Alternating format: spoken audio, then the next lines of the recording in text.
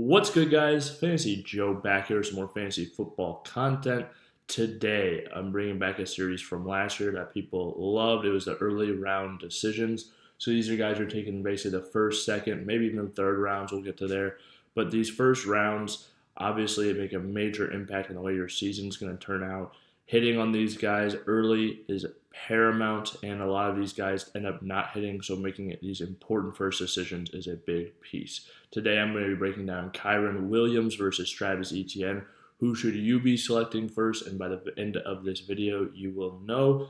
To stick around for more of these videos that are going to be coming out, making sure you're making those first rounds in the early rounds of your draft, as well as getting those sleepers, those values, all those guys, avoiding the busts. Hit that subscribe button if you want to win fantasy football championships. If that's important to you, if winning in fantasy football is important to you, hit that subscribe button. Beat your friends and family in fantasy football. Please hit that like button as well. If you have any questions or comments, hit me up in the comment section down below. Let me know who you guys want to see next for this early round decision draft series. Somebody in the first or second round, you don't know, should I take this guy, should I take that guy? Let me know. They do need to be the same position, just throwing that out there, but let's get into this. So let's talk Kyren. So ignore a lot of these numbers here. Kyren is far from the most explosive player, not a great athlete when it comes to NFL terms. But when we look at some of these stats from last year, he was an absolute beast for fantasy football on the field. So last year, Kyren finished as the RB2 in points per game, finishes the RB6 overall and the RB2 in points per game, averaging 19.9 points per game. He only suited up for 12 contests this last year, but the stats are absolutely incredible. As you can see, 228 rush attempts, 1,144 yards, 5 yards per carry, excellent efficiency, 32 receptions, 206 receiving yards, and 15 total touchdowns. The only area he really leaves a lot to be desired, and I don't even say a lot, but it leaves some meat on the bone as far as talking about these top running back prospects. These guys are taking the very top of the draft, is pass catching. He's not a great pass catcher, but you put that in a 16, 17 game pace, he's going to catch close to 40 passes, which is not an issue by any means. Some other stats about Kyren: he was fourth last year in red zone touches, fourth with carries inside the 10, first in snap share in the entire NFL as well. From weeks, if you take week 1 out of it, once Cam Akers was out of there, from weeks 2 to 17, he averaged 22.3 touches per game and 117.8 yards per game, which is absolutely incredible.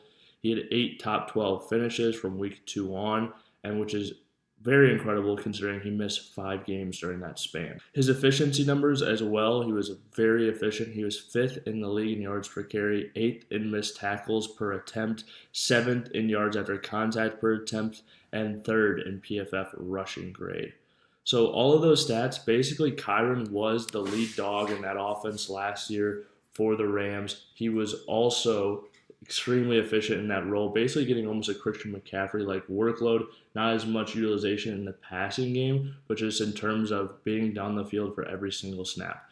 Now let's bring up one of the obvious things that's happened to Kyren this offseason. The Los Angeles Rams went out there and selected Blake Corum in round 3. One thing I want to point out about Blake Corum, I really don't think that this is, the guy that's going to come in there and take Kyren's job right away. I think this is more, we need another back who can carry the load if something, let's say Kyren misses 5 games like he did last year. Running backs in the NFL are going to miss games, and when they do, you need a competent backup. Last year, they had the likes of Ronnie Rivers. They signed Henderson, so some off the street, so some guys that really weren't NFL caliber running backs. They bring in Blake Corum. I think that's what he is. Not saying he doesn't take a few carries away from Kyren, but I still think Kyren's going to be the lead back on this team and receive a large workload, even if it isn't as historic as it was last year. But when you consider how efficient he was and the volume that he received, I think Kyren is going to be extremely successful again this next season for fantasy football. And one thing I wanted to point out, so last year, everyone's so afraid of Blake Corum with Kyren Williams.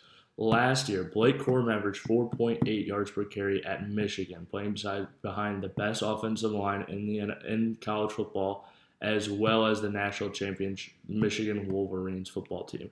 He averaged 4.8 carries in college football last year. Kyren averaged 5 in the NFL. That's why I'm not scared of Blake Corum being the guy all of a sudden for the Los Angeles Rams.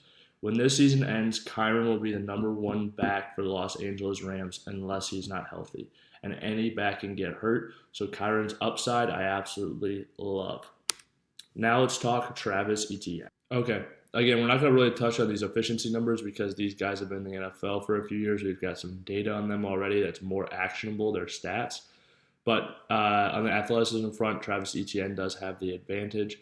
But let's talk about his efficiency numbers and things of that nature. So last year, Travis Etienne overall finishes the RB3, the RB7 in points per game, averaging 14.9 points per game.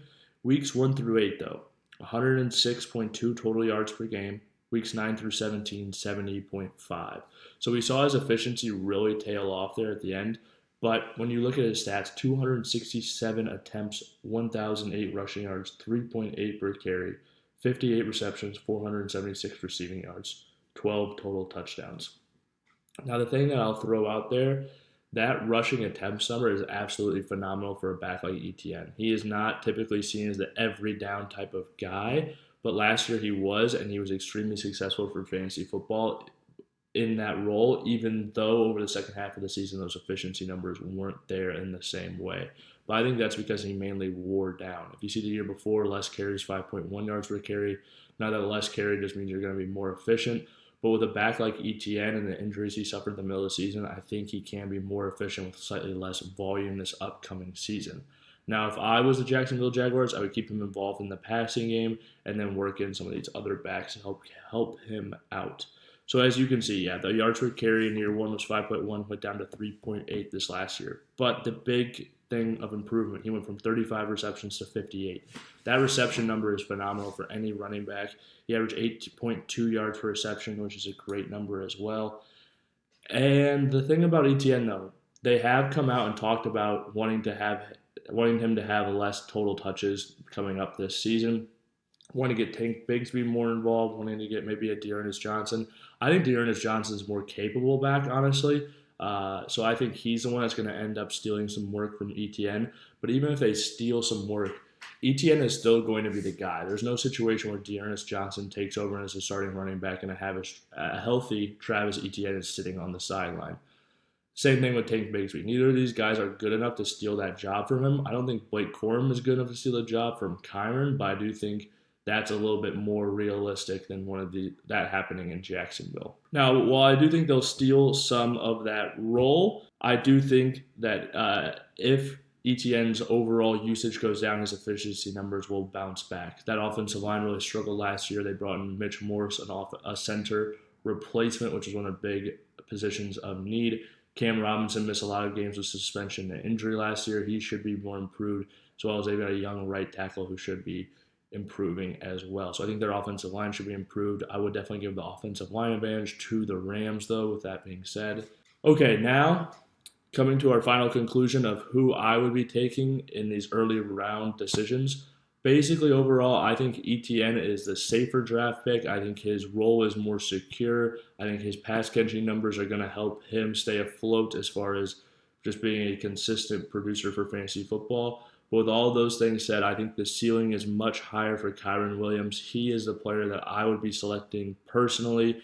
You play to win your league. Kyren is the guy that can come out there and be a top 5 running back easily in terms of points per game and just give your team a massive advantage. I think he can be close to that 17 points per game plus range again this upcoming season, which is absolutely phenomenal and includes about a 3-point per game drop off from where he was at last year. So that's giving Blake Corum plenty of utilization. And like I said, when you consider the Rams and that offense and the things that they have year after year, the running back production that's come from Sean McVay-led offenses, I'm going to bet on that again. Bet on Kyren Williams to be the lead back. Blake Corum's efficiency numbers have not been good in recent years, even in college.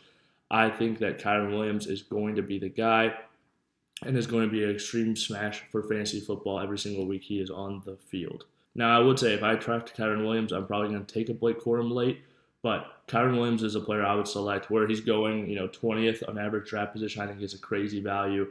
I would take him easily at the 17th overall pick if he was there or in that range. Kyren's a smash hit player to me, and that's who I would take. So hit that subscribe button down below. Let me know who I should feature next in this early round draft decision series.